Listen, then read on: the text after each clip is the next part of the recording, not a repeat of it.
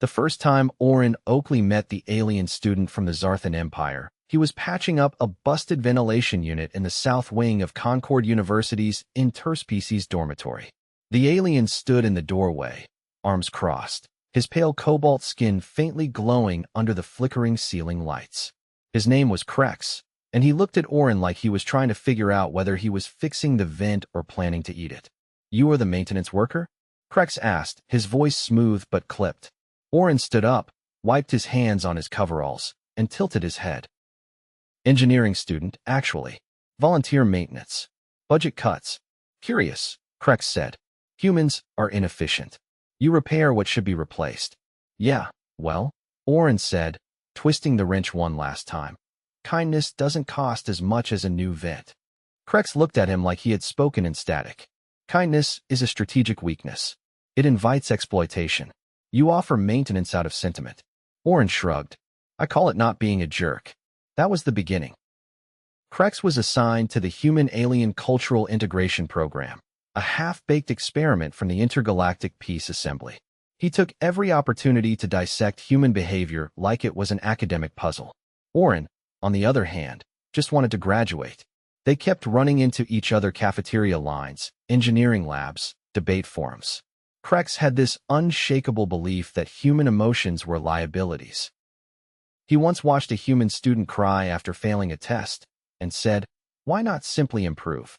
Oren had replied, "Why not simply not be a jackass?" But despite the constant jabs, Krex kept asking questions. He hovered near Oren more often, and Oren, against his better judgment, tolerated it. One night, during a meteor shower that lit up the sky like a cracked jewel, Oren found Krex alone on the observatory deck, staring upward. "You don't sleep?" Oren asked. "I regenerate during low sun cycles," Krex replied. "Your species prefers unconsciousness." Oren leaned on the railing beside him.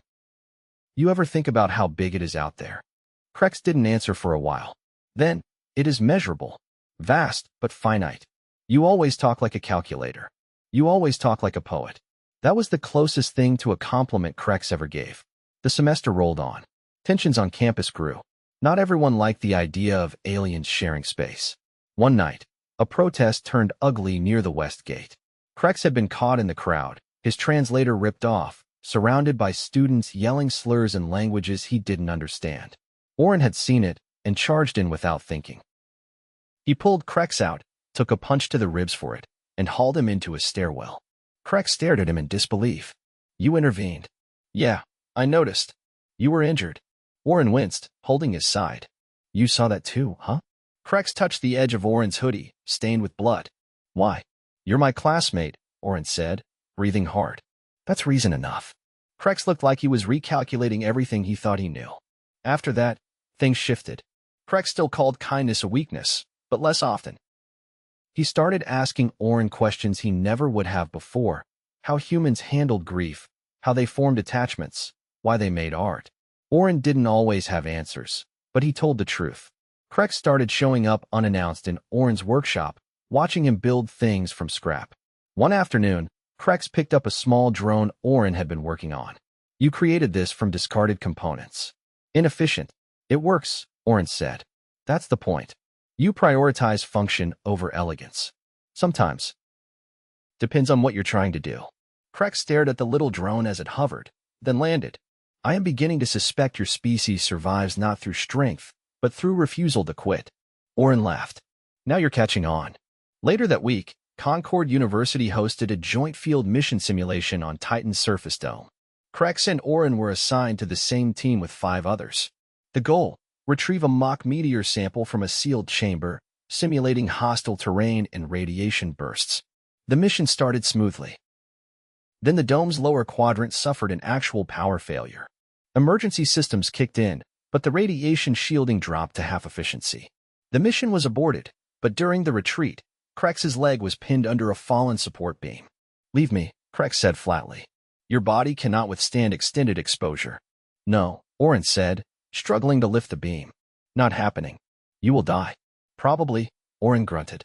"But then I'd be a real disappointment to every inefficient human out there." Oren jammed a hydraulic lever into the base of the beam and heaved. His arm shook, breath ragged, vision dimming at the edges.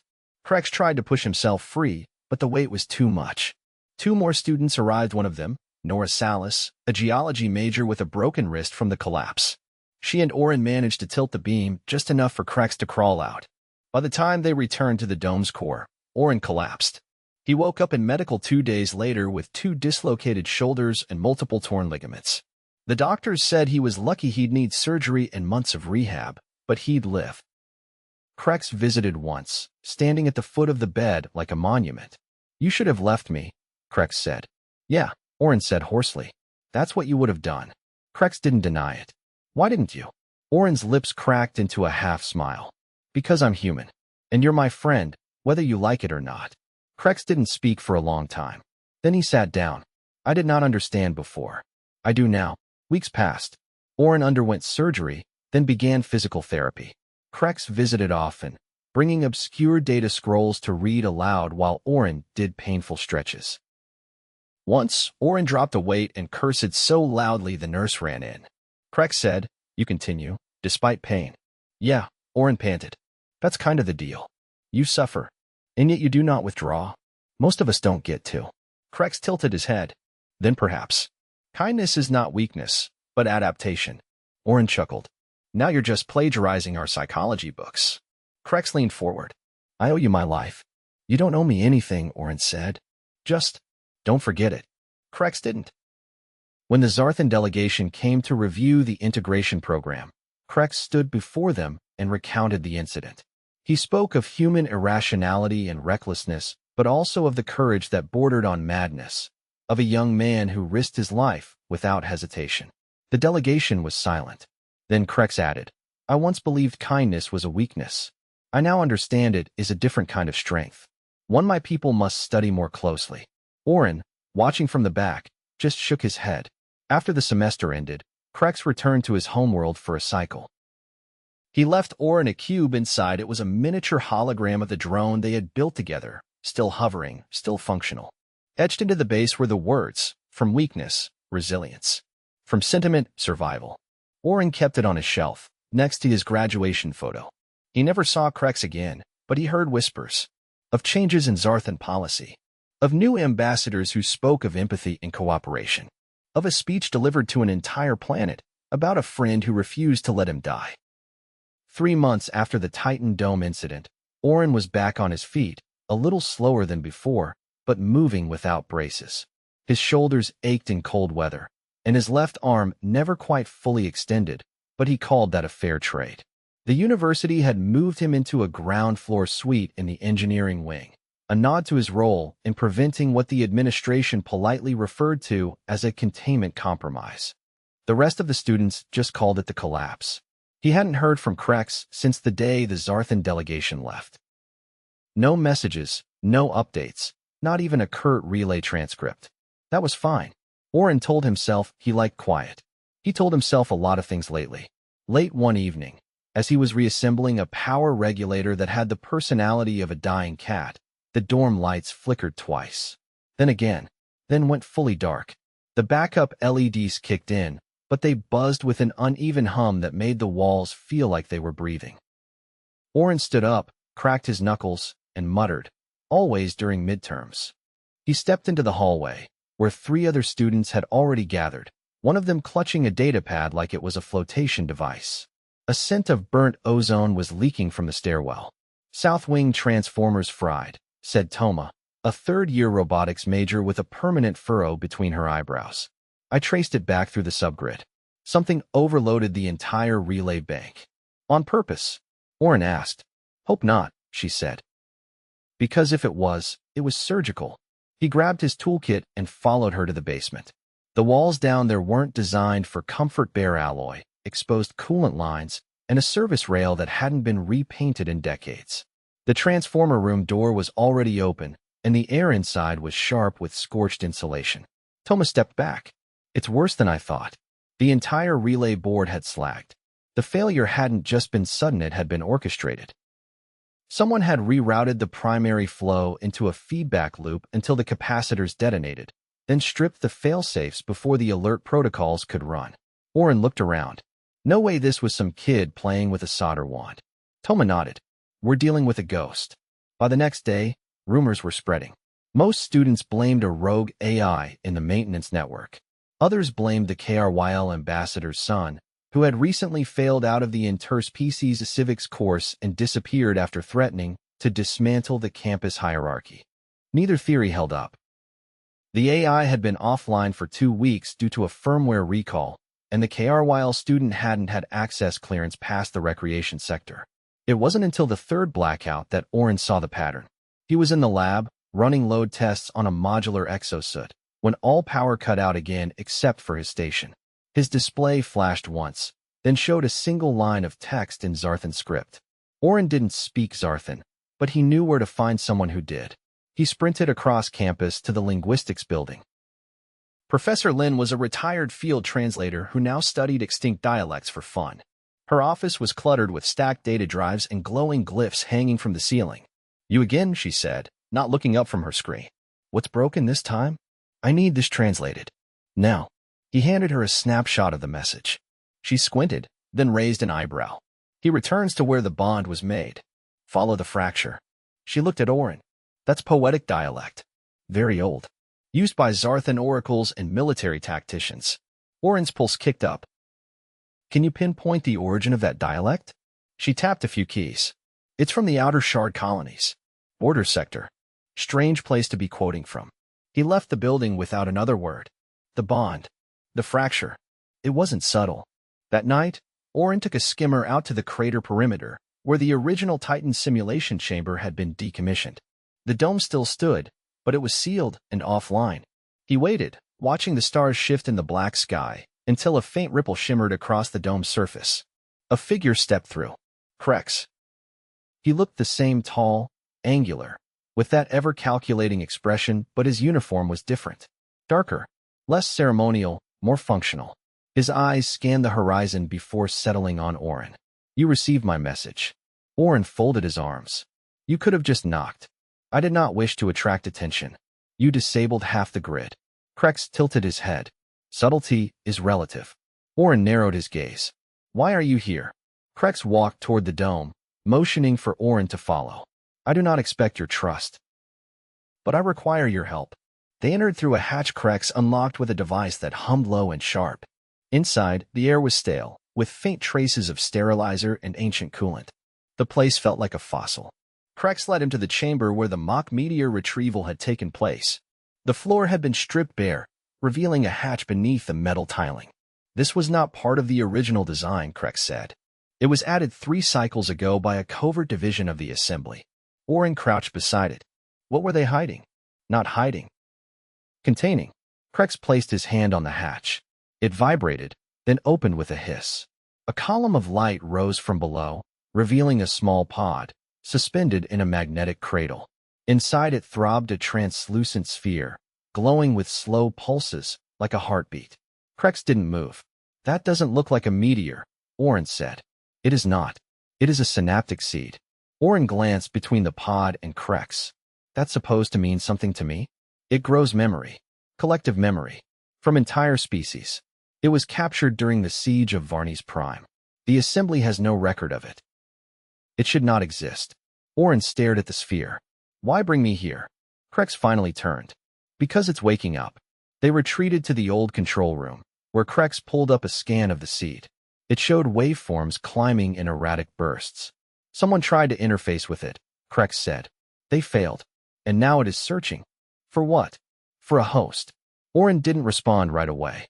Krex sat, fingers steepled. "It will not choose me." Oren exhaled. "Why not?" "Because I am trained. Filtered. My mind is structured. It will see me as a cage. It needs something less defined." "Messier, you mean?" "Yes." Oren stared at the scan. Then at Krex. "You think it'll pick me?" "I believe it already has." There was a long silence. Then Oren said, "What happens if it does?" Krex didn't answer immediately. "Unknown. But its last host triggered the annihilation of a planetary network. Not by malice. By misalignment." Oren rubbed his temples. "So you dragged me out here to tell me I might be about to accidentally brain nuke a solar system. I would not let that happen." "You sure about that?" "Because this is starting to feel like a setup." Krex stood, faster than before. I returned because the assembly would bury this. Or worse, weaponize it. I need someone who sees value in things others discard. Oren looked back at the seed, still pulsing, still quiet. You think I can talk to it? I think it will listen to you. Oren leaned against the console. And if I say no? Krex's expression didn't change. Then I will seal it again. And eventually, someone less careful will find it. Oren stared at the seed for a long time, watching the light flicker. Fine. But we do it my way. He turned to Krex. No assembly. No science council. Just us.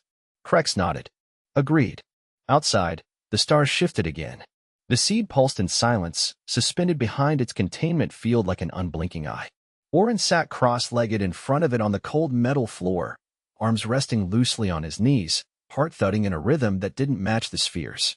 The air inside the chamber felt heavier now, denser somehow, like the room was holding its breath with him. Krex stood behind the console, fingers hovering near the shutdown interface. He hadn't spoken for nearly 15 minutes. How long does it take? Oren asked without looking back. There is no precedent, Krex said. But the seed responds to proximity, not time. If it recognizes you, it will initiate contact. That's reassuring. If it does not, nothing will happen. That's not better. The lights overhead adjusted slightly, dimming a fraction. Oren blinked against the change, his pupils widening. A faint vibration started under his feet, not mechanical, not seismic. It resonated deeper, somewhere between migraine and memory. I think it noticed me. Krex didn't respond. The console lights remained static. A thread of warmth snaked up Oren's spine, not physical, but unmistakable. His breath caught. The seed's pulses grew erratic, faster, as if syncing with something only it could detect. He opened his mouth to speak, but the thought was gone before it reached his tongue. His vision blurred around the edges. The chamber disappeared. He was standing, barefoot, in a desert of shifting glass. The sky above him rippled violet and red, with no sun, no stars. Towers made of bone and copper bent in slow arcs across the horizon. He turned and saw himself 10 paces away, older, thinner, missing his left arm. The other version of him was staring at a pile of ash. You're not real, Oren said. The other him didn't respond, just turned and walked into the ash pile, vanishing without a sound. Then everything snapped back. He was on the floor again, gasping, soaked in sweat. Krex was already at his side, scanning him with a handheld monitor. You were unresponsive for 13 minutes. I saw something, Oren said. A place. Not here, not anywhere. Describe it later. Your blood pressure is elevated. Core temperature up by 7 degrees. Neural activity is nonlinear. I feel fine. You are not fine. Oren pushed himself upright, shaking. I'm not dying. That's enough for now. Describe what you saw. Not yet. He stood, wobbling slightly. I need a walk. You need isolation. If the seed formed a partial bridge, your cognitive boundaries may. I said I'm walking. Krex didn't follow. Outside, the wind scraped across the crater's rim. Oren walked until the dome was a silhouette behind him, then sat on a rusted survey beam. He pulled off his jacket and let the freezing air hit his skin. He didn't think it was a hallucination. The sensation was too crisp, too layered. He hadn't felt anything like it, not even during the worst fevers after the collapse. It had been a memory, but not his. At least, not yet. By the time he returned, Krex had dismantled the secondary console and reassembled part of it into a biometric relay. Wires ran from it to a padded chair he'd built from salvaged insulation. You built me a throne? You will use it, Krex said. Sitting on the floor is inefficient. Oren settled in. You're worried. I am calculating. Same thing for you. Krex didn't argue. The second contact came without warning. One moment the room was still. The next, Oren heard a sound like wind through dry reeds, but inside his head. He closed his eyes and let it in. This time, he was underwater. Not drowning, floating in a sea of black ink, stars blinking above the surface. Around him, voices whispered in a dozen unfamiliar tongues, overlapping, layered. None made sense. Then one peeled away from the rest. It asked him a question. He didn't understand the words, but he understood the meaning. Who are you that insists on remembering what is not yours? He answered without speaking. I'm someone who doesn't walk away. The seed reacted. A jolt of heat surged through his chest. His heart skipped, then reset. He gripped the chair arms until the sensation faded. When he opened his eyes, Krex was watching him. It said something. What? Oren hesitated. It asked why I remembered things I hadn't lived. That confirms it has begun synaptic threading. You are forming anchor points. Is that a good thing? I do not know. Days passed. Oren spent them alternating between contact sessions and sleeping off the effects. After each session, Krex recorded Oren's vitals, mapped cognitive shifts, and ran language pattern analysis. The seed never repeated a vision. Sometimes it showed storms of metal, or cities built into the rib cages of creatures too large to exist. Once, Oren stood in a hall where every wall was a mirror that showed different versions of himself, some laughing, some bleeding, some missing entirely. On the 5th day, the seed changed. Its pulses slowed, deepened. When Oren entered the chamber, it released a low harmonic vibration that shook his teeth. He braced for another vision. Instead, a tiny thread of light extended from the seed and touched his chest. He felt his memories shift, not vanish, not change, but rearrange. The collapse moved behind the memory of his 6th birthday. The pain in his left shoulder from surgery slid behind the scent of lemon oil his mother used on the dining table. It was like the seed was reorganizing his timeline for easier access. Krex monitored the process, silent. When the thread retracted, Oren slumped forward. No visions this time, he said. It took my memories. Not all. Just sorted them.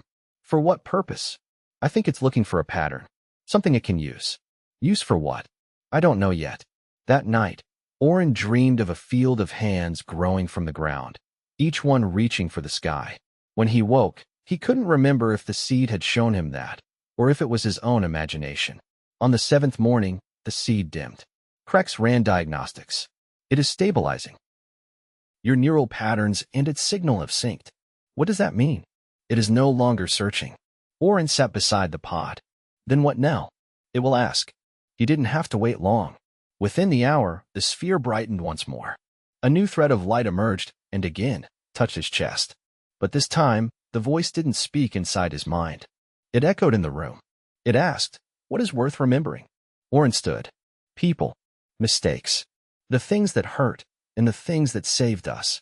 It asked, what of the pain? He answered, that too. Pain teaches us what matters. The seed pulsed once, then retracted its thread. Krex approached. It is dormant again. Oren turned to him. No. It's satisfied. They sealed the chamber. Krex encoded a magnetic lock that only responded to Oren's biometrics. The assembly would never find the seed, not unless Oren allowed it. 2 days later, they left the dome. The seed remained behind, silent but no longer searching. As they reached the ridge, Oren looked back one last time. Krex stopped beside him. You did not destroy it. No. I gave it something better. Krex nodded. Then perhaps your kind's chaos is not a flaw. Oren grinned. Took you long enough. They returned to Concord quietly. No parades, no announcements. The university assumed the blackout culprit had fled the system. Oren resumed his courses. Krex transferred to the diplomacy program. They never spoke of the seed again. But sometimes, when Oren closed his eyes, he could still feel that thread of light, waiting.